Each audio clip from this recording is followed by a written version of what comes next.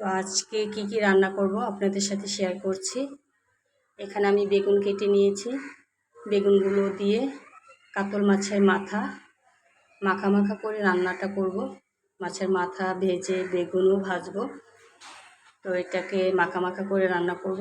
আর এখানে পাবদা মাছ, এটাকেও হলুদের গুঁড়ো, মরিচের গুঁড়ো, লবণ দিয়ে মেখে রাখা হয়েছে। এটাকে ভেজে টমেটো দিয়ে ভুনা করব।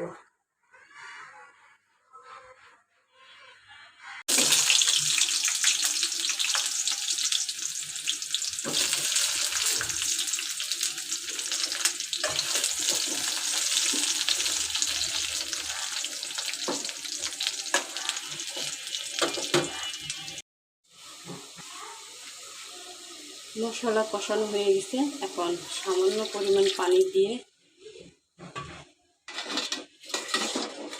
বেগুন কষিয়ে নিব। বেগুনটা কষানো হয়ে গেছে, এখন পানি দিয়ে দিলাম।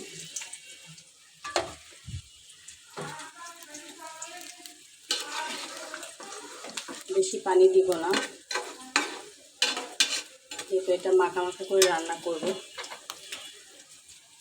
তো এখন দিয়ে দিব মাছের মাথা ভেজে রেখেছিলাম।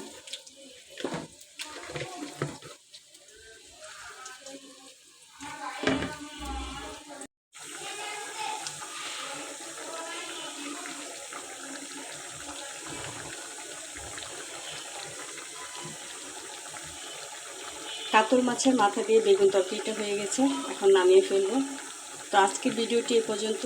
সবাই ভালো থাকবেন। আল্লাহ হাফেজ।